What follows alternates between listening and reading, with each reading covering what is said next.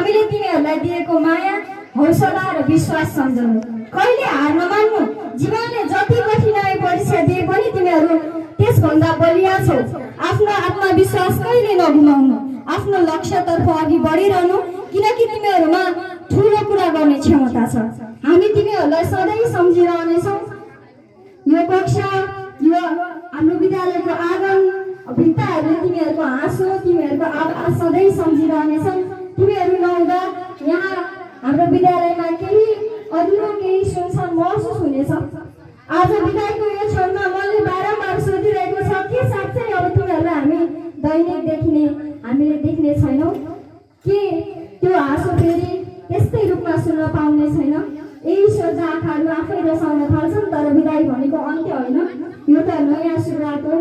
तिमीहरू जहाँ गए पनि, जे भने पनि हाम्रो शुभकामना सधैँ तिमीहरूसँग रहनेछ।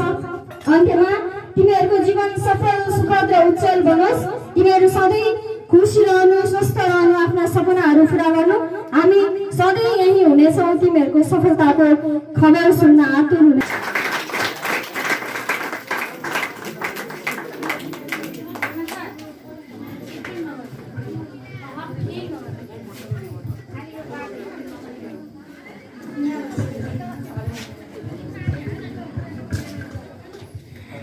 कार्यक्रम हामी एकदमै लामो बनाउनलाई मौसमलाई पनि एकदम मध्यनजर गर्नुपर्ने अवस्था रहेको छ है। मौसमले हामीलाई निकै नै अप्ठ्यारो स्थिति देखाइरहेको छ, अप्ठ्यारो पार्ला जस्तो छ। त्यसैले कार्यक्रमलाई अगाडि बढाउन गइरहेको छु। मैले सरलाई यो मायाको चिनो वितरण गरिदिनु हुनका लागि स्टेजमा बोलाएँ। धेरै धेरै धन्यवाद व्यक्त गर्दछु शोभा म्याम र हाम्रो सरलाई खदा वितरण गर्नुभएकोमा, अबिर र मायाको चिनो वितरण गर्नुभएकोमा।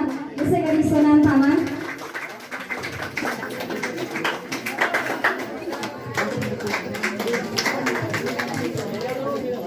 नर्सिङ प्रवीण, ममिजा खातुन, प्रतिभा खत्री,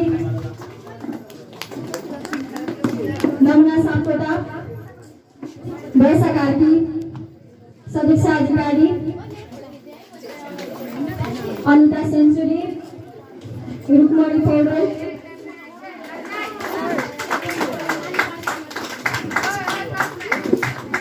रुदिना गिरी, आस्था नगर, एन्जल सापकोटा, आर्यन मगर, कृतिका तामाङ, सुस्मिता लगायतको सबैजना पाले पालो निस्कन अनुरोध गर्दछु। त्यहाँबाट महिमा गौतम, युनिसा ढकाल, सबै पाले पालो। गणेश खत्रीको तथा गणेश खत्रीको टिमबाट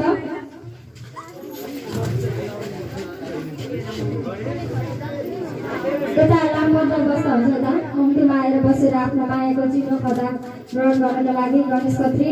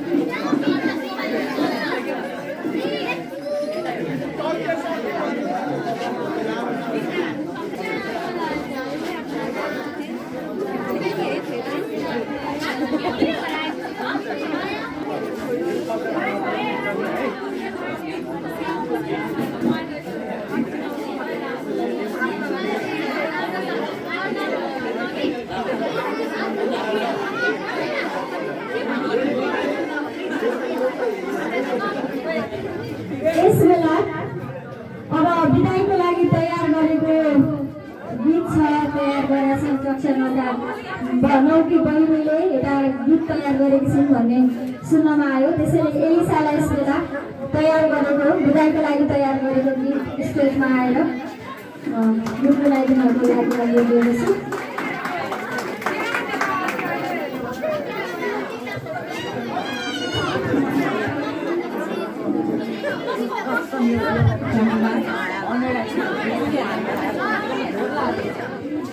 पुरै छ पुरै जाऊ न